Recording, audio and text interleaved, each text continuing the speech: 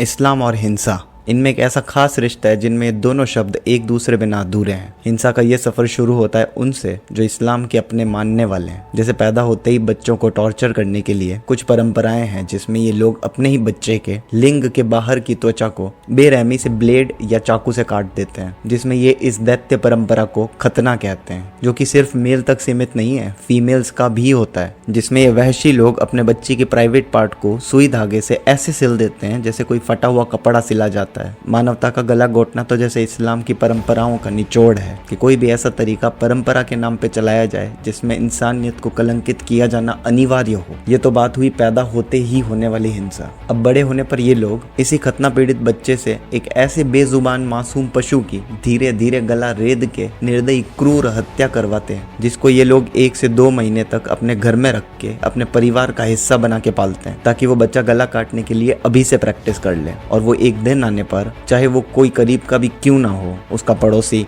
उसका टीचर या उसका मित्र, इन सब का गला रेत सके, क्योंकि इस्लाम ने इनको इंसान की बजाय पिशाच बना दिया है। ये किस्सा यहाँ खत्म नहीं होता, शुरू होता है। इसके बाद इस्लाम ने पुरुष को अपनी पत्नी को मारने का भी आदेश दिया है और एक पत्नी से तलाक देने का अधिकार भी छीन लिया। यहाँ पर वो खुला मांग सकती है, जिसका मतलब होता है पति से तलाक के लिए भीख मांगना, क्योंकि तलाक तो केवल दैत्य ही दे सकता है। तलाक देने के बाद औरत को अगर फिर से अपने पति से शादी करनी हो जिसके साथ उसके बच्चे हैं, तो उस महिला को किसी और से शादी करके तलाक देनी पड़ती है, जिसमें शारीरिक संबंध बनाना यानी सेक्स करना अनिवार्य है। इस पशुवत कार्य को ये लोग हलाला कहते हैं। उसके बाद इनका कलमा, इनकी अजान जो तुम हर रोज दिन में 5 बार सुनते हो, उसका मतलब होता है कि अल्लाह के अलावा कोई और ईश्वर नहीं है। मतलब कृष्णा नहीं है, राम नहीं है, ईसा मसीह नहीं है, महावीर नहीं है, गुरु ग्रंथ साहिब नहीं है, सिर्फ अल्लाह है। और ये स्पीकर पर हर रोज दिन में 5 बार तुमको सुनाया जाता है, जो कि दूसरे धर्म जैसे हिंदू, जैन, पारसी, ईसाई, सिख, इन सब के प्रति हिंसा है। और इस्लाम में तो आप किसी का भी गला रेत सकते हो अगर वो तुम्हारे इस्लाम के लिए वही कहे जो इस्लाम उनके बारे में कहता है। इस जड़ बुद्धि पंथ को इतना भी समझ नहीं आता कि जो तुम देते हो वही तुमको मिलता है, जो तुम करते हो वही तुम्हारे साथ भी होता है। हो सकता है ये लोग मेरा भी गला रेत दे,